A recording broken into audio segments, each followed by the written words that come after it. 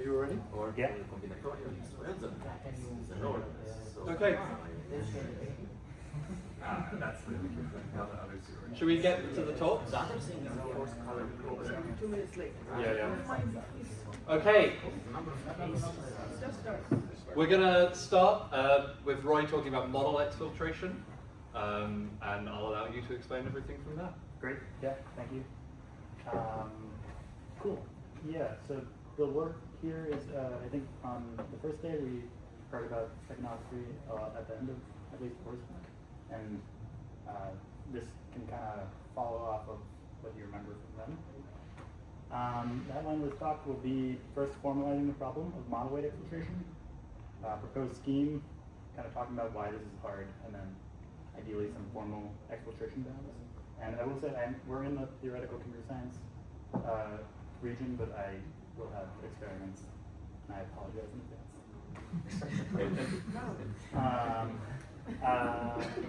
I think the first question that people ask in this setting is like, how does this differ from the traditional security problem? In my head, there are three big things. One is big advantage to defense is that model weights are large. Another advantage to offense is that we try to interact with these things 1 million times a day, or much more. A third thing, again, advantage to defense, is we're kind of doing a very specific operation, and we can exploit that pattern. We're really just doing matrix multiplications, and we're really just generating text. And so a lot of what I'm going to talk about is going to focus on exploiting that third thing.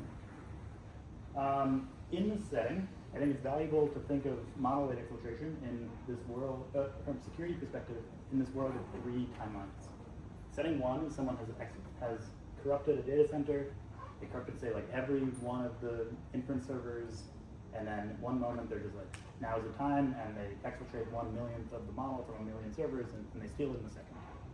Setting two is like, this kind of happens over a scale of, some days to weeks, and this is something that is addressable by a security engineer. And setting three is like, this happens over a timeline that by the time it's done, it doesn't matter on an economic perspective.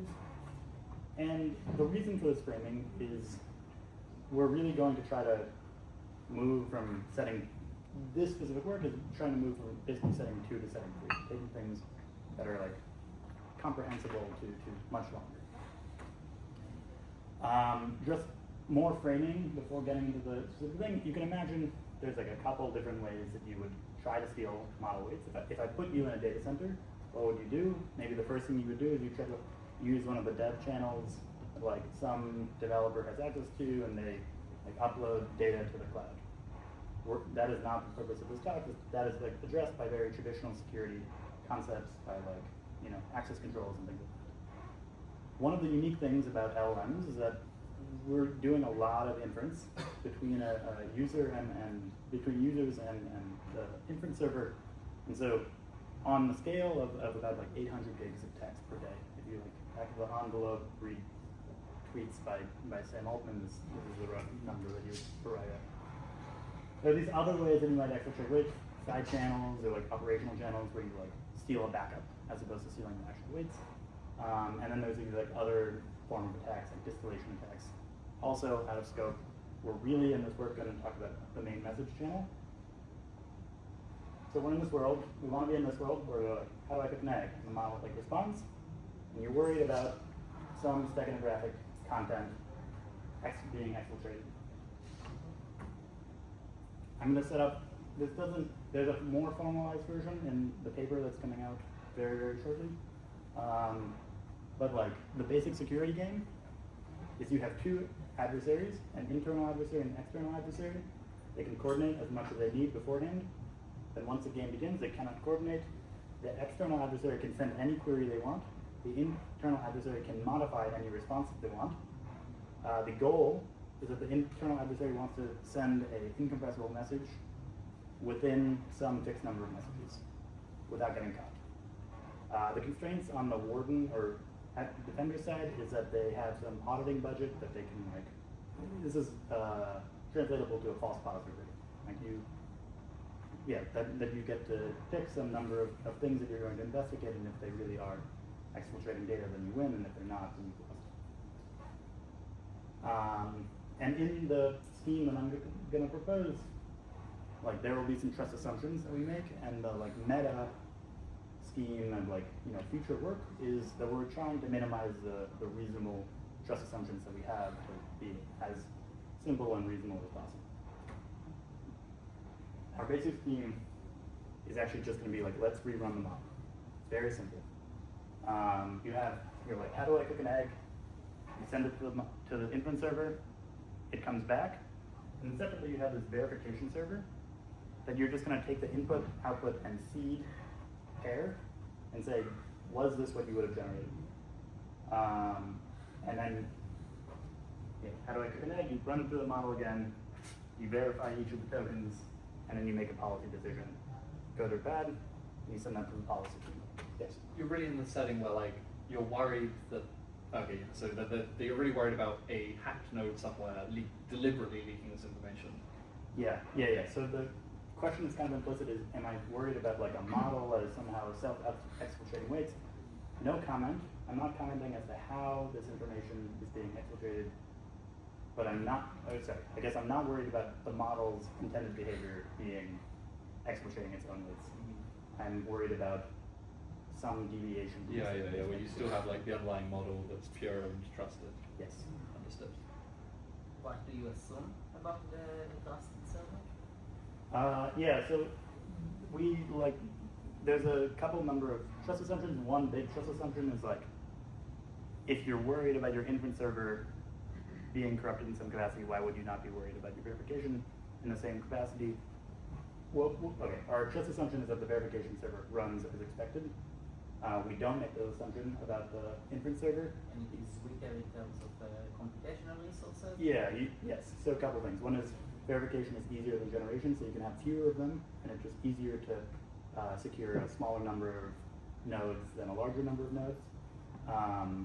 You could conceive of it being like running in a trusted execution environment. You could also conceive of it being in the desert, like once a day you go and you plug in a USB stick, it verifies those, you leave. So it can be different. It could also be a much simpler version of the model that like doesn't have these fancier ways of making inference very fast, like speculative decoding, which are just like tricks that people do to make inference fast, but doesn't change the actual method of doing inference, or the actual output of doing inference. Presumably, the simpler version is easier to verify for being correct. That makes sense?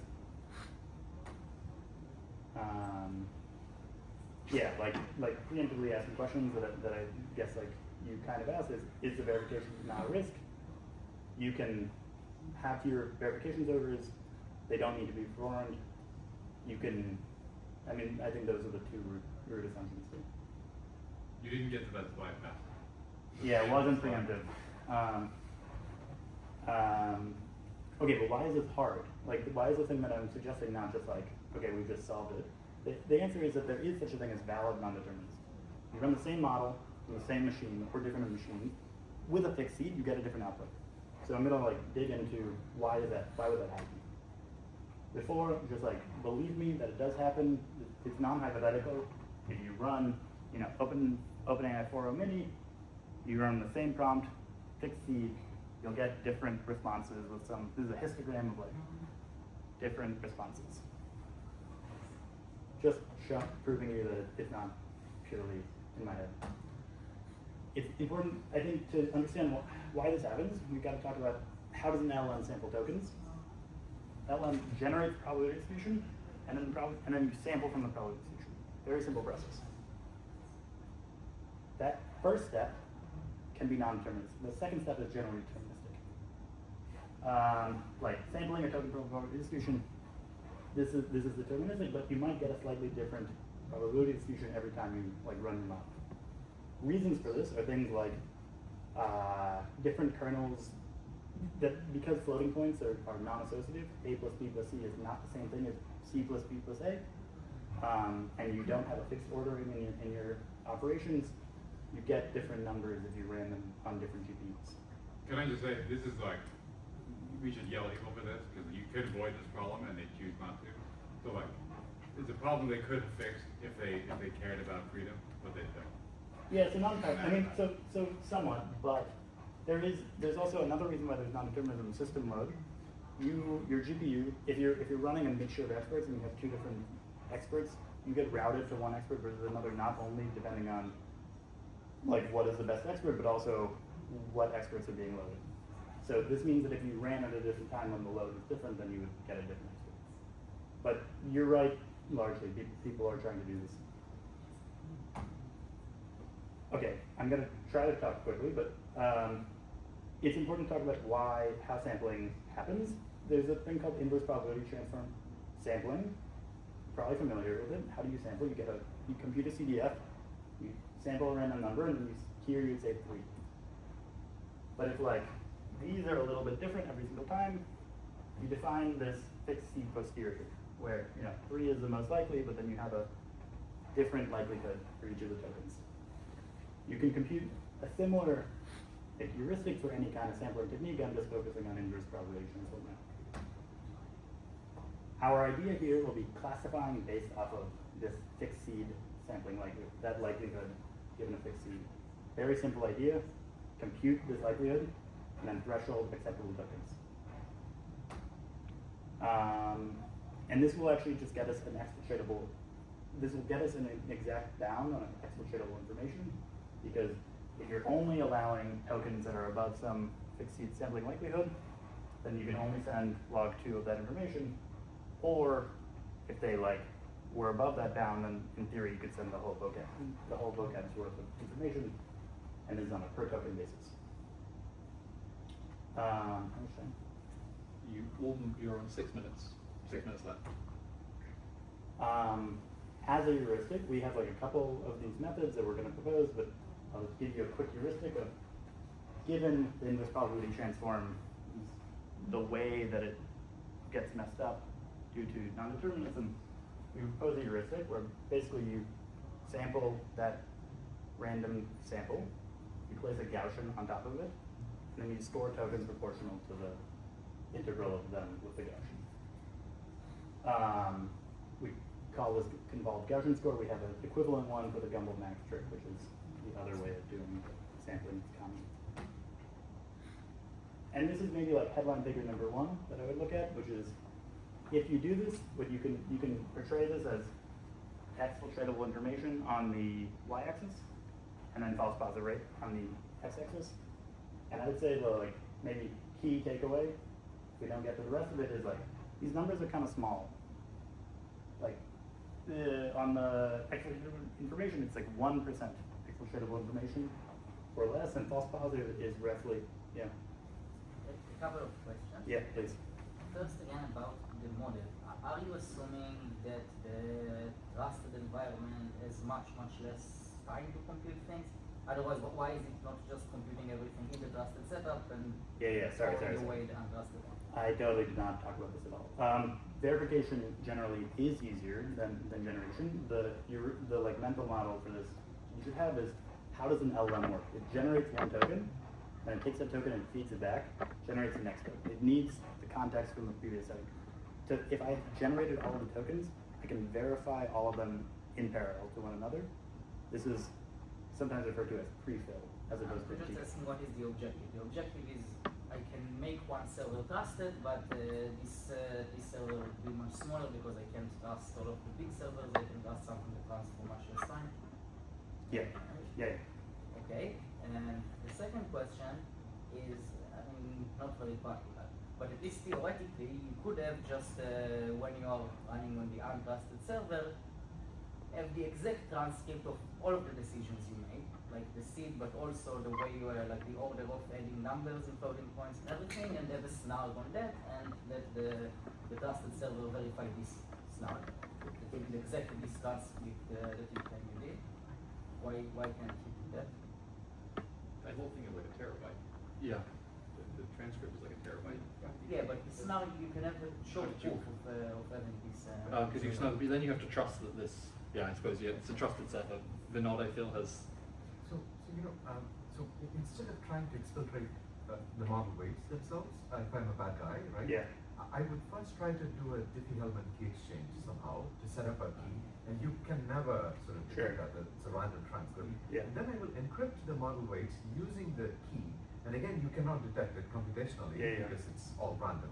So there's no way to sort of. So pushback on this is I actually renamed the title of the talk from detecting model weight exfiltration to just steganographic exfiltration. And the reason for this is, I would say, it is not our business to figure out how an attacker is going to attack. The observation here is that in order to steganographically encode any information, you have to deviate from expected behavior. And the model here is not doing a Diffie-Hellman. It's like you would have to be doing that on top of it after the fact. So the model is the model, right? And when I'm actually sampling the next token, I'm doing it slightly differently from. This is pseudo-random sampling. So the sampling should be deterministic. The model is basically deterministic. We have the key that was used for the pseudo-random sampling at the inference time. And if there weren't problems with floating points, then we would get the exact same result on the trusted server. Good. Okay. So now there's no entropy. There are problems with the floating point order which creates non-determinism. And my question is, can I actually encode a Diffie-Hellman key into that non-determinism? No, so you for sure can. You can, because you can do anything you want. You could encode, and if your point is, once I have a Diffie-Hellman, then I have the private key, and then along a different channel, not along the main message bus, but along some separate channel, I'm going to send. This bound is going to be information theoretic. The total number of bits in the non-determinism is going to be like small, and so it doesn't matter like what key you encoded. We're not trying to detect whether you're there or not. We're just saying the number of bits of like not being exactly the same, like not being deterministic, is small. This is true.